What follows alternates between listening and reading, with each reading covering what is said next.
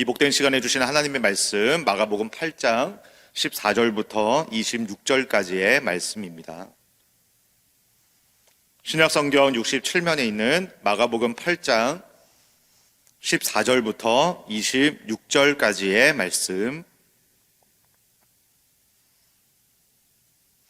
함께 한 절씩 교독하겠습니다.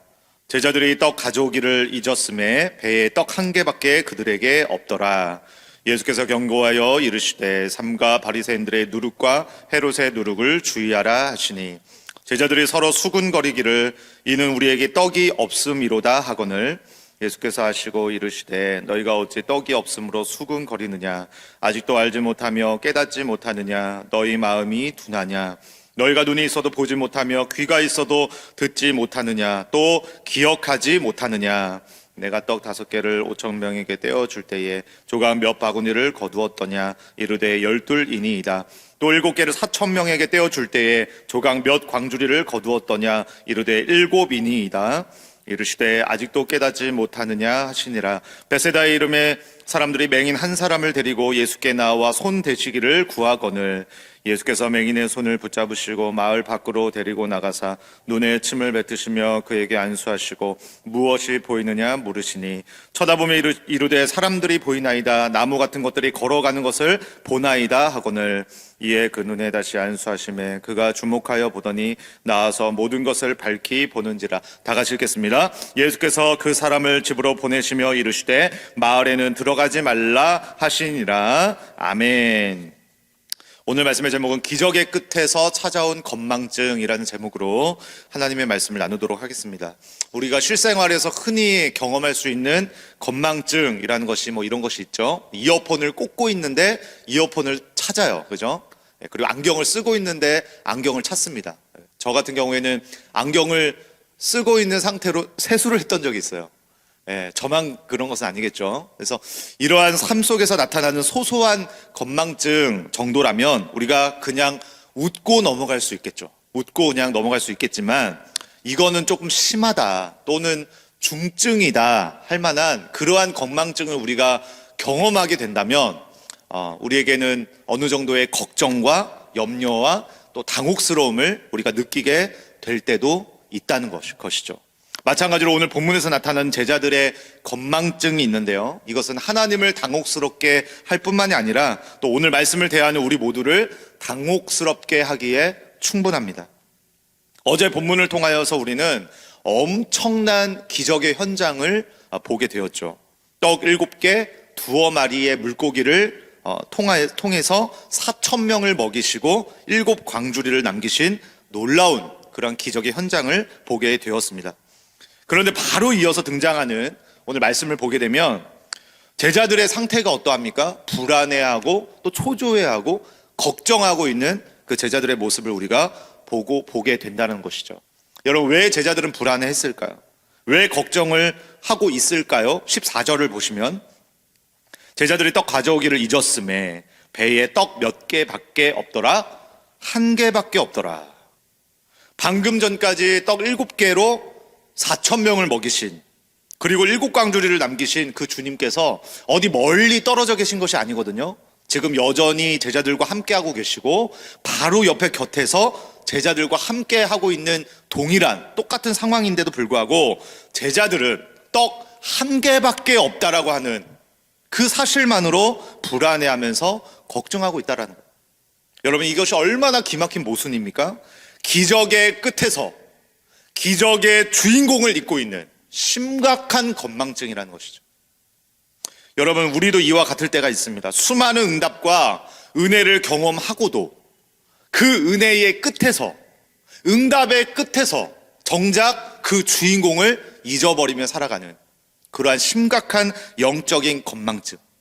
주님은 금세 온데간데 없어지고 떡 한 덩이에만 우리는 목숨을 걸며 살아가는 그러한 건망증을 우리도 겪으면서 살아가게 될 때에 이 영적 건망증을 우리가 어떻게 하면 극복하고 기적의 주인공을 다시 한 번 더 우리가 찾게 되고 바라보게 될 것인가?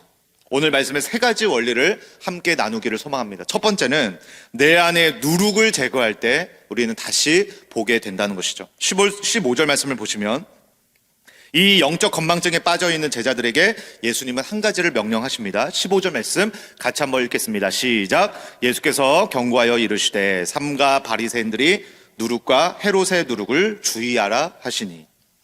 누룩이라고 하는 것은 반죽 전체를 부풀리는 것이죠. 그래서 본질을 왜곡시키는 것을 말합니다. 그러할 때 우리는 두 가지 누룩을 주의해야 된다. 첫 번째는 바리새인의 누룩을 주의해야 됩니다.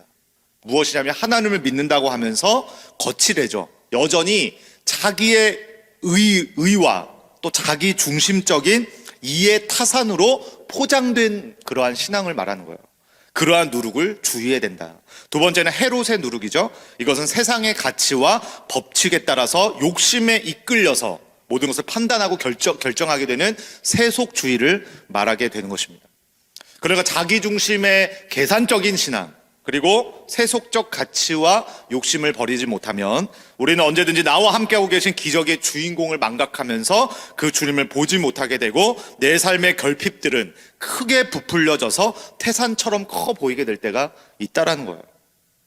그런 점에서 저와 여러분의 이 영적 시야를 가리게 되는 누룩은 무엇입니까?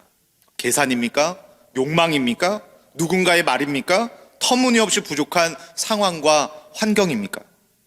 15절 말씀을 다시 한 번 더 보게 되면 똑같은 의미를 가지고 있는 두 개의 단어를 우리는 보게 됩니다. 삼가라는 단어와 주의하라라는 단어예요. 이 단어가 뜻이 원래는 다 보라예요, 보라. 삼가라고 번역한 헬라어 단어가 호레오인데요. 이 호레오라는 원래의 뜻은 보다라는 뜻이에요. 보다. 그리고 주의하다라는 번역된 헬라어 단어는 블레포라는 거예요. 블레포는 특별히 눈에 가시적으로 보이는 것을 주의하라라는 그 뜻을 가지고 있습니다. 그러니까 언제나 우리에게 문제는 뭐예요? 보이는 거예요. 보이는 거.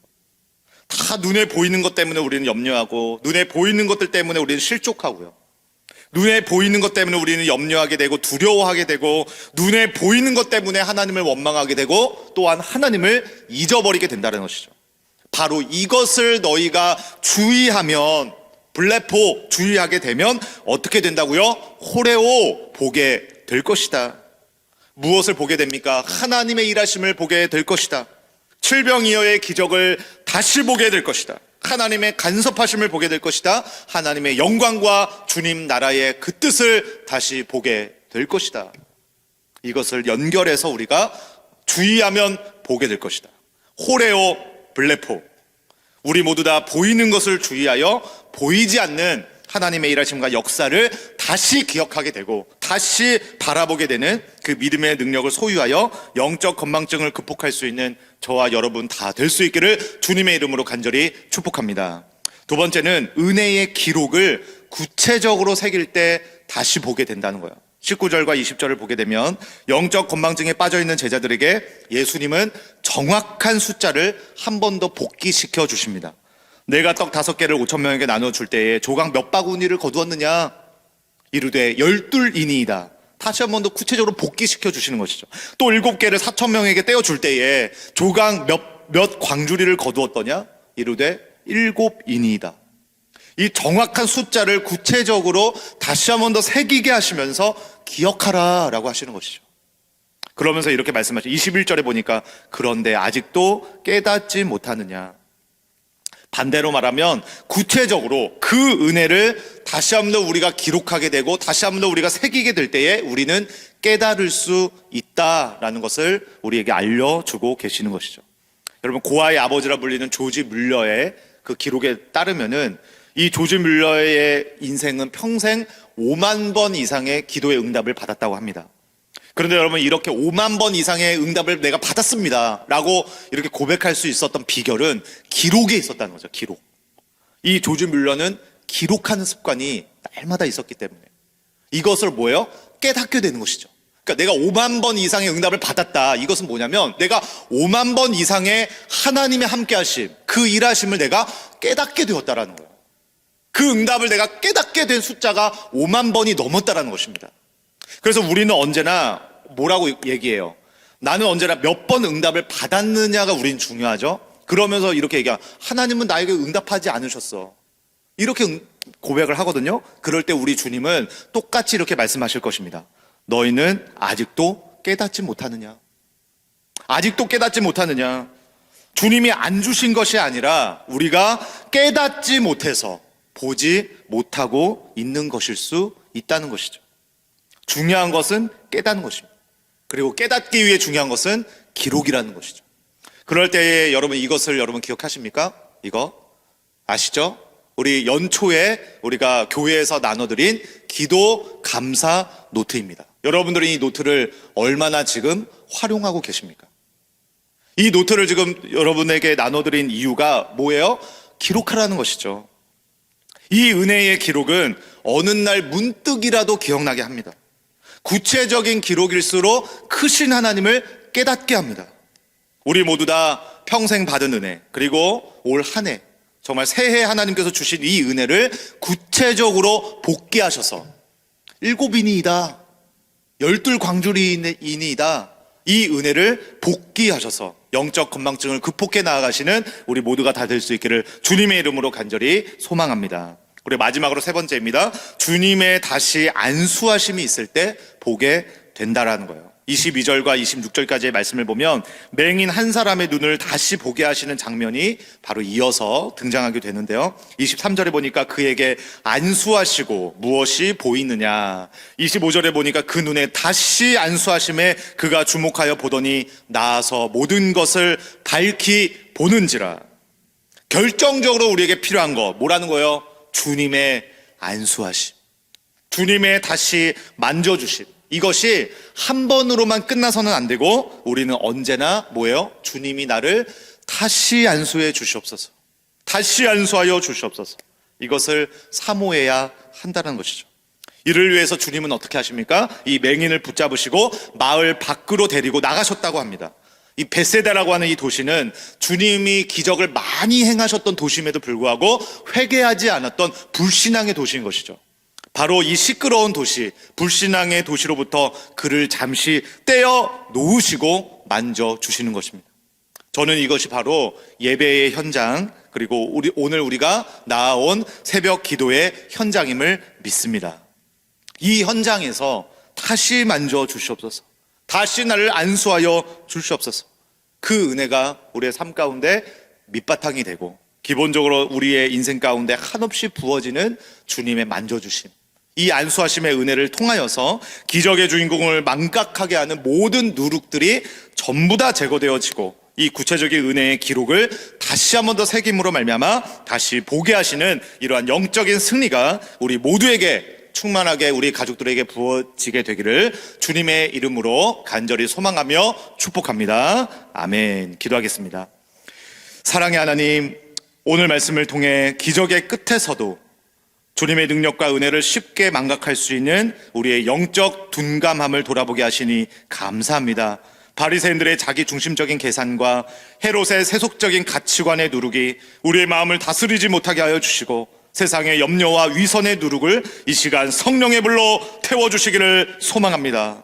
구체적인 은혜의 기록은 잘 새기게 하여 주시고 다시 나를 만져 안수하여 주시는 주님의 은혜를 더욱 사모함으로 우리의 눈을 가리는 영적 건망증이 다 사라지게 하여 주셔서 기적의 주인공이신 예수 그리스도를 밝히 보게 되는 놀라운 역사가 나 자신과 모든 친지 가족들에게 충만히 임할 수 있도록 함께하여 주시옵소서. 온 땅의 주인이신 예수 그리스도의 존귀하신 이름으로 간절히 기도드리옵나이다. 아멘.